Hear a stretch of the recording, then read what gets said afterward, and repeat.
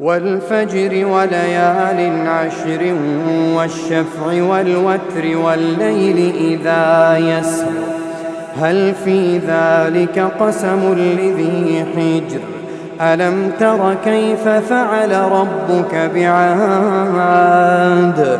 إرم ذات العماد التي لم يخلق مثلها في البلاد وثمود الذين جابوا الصخر بالواد وفرعون ذي الأوتاد الذين طغوا في البلاد فأكثروا فيها الفساد فصب عليهم ربك سوط عذاب إن ربك لبالمرصاد فأما الإنسان إذا ما ابتلاه ربه فأكرمه ونعمه فيقول ربي أكرمن وأما إذا ما ابتلاه فقدر عليه رزقه فيقول ربي أهانن كلا بل لا تكرمون اليتيم ولا تحاضون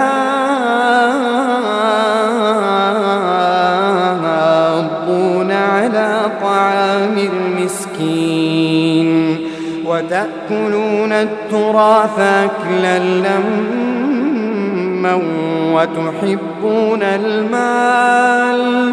وتحبون المال حبا جما كلا إذا دكت الأرض دكا دكا وجاء ربك والملك صفا صفا وجيء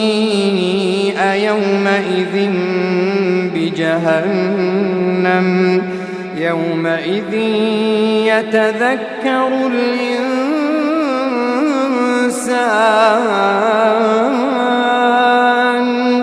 يومئذ يتذكر الإنسان وأنى له الذكرى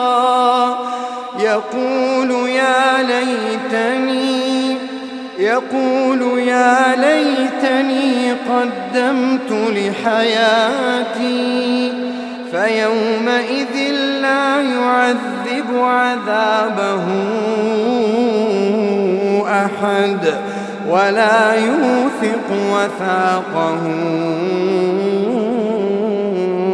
أحد يا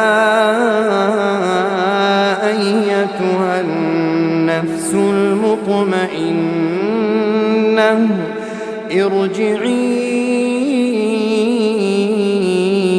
إلى ربك راضية مرضية فادخلي في عبادي وادخلي جنتي.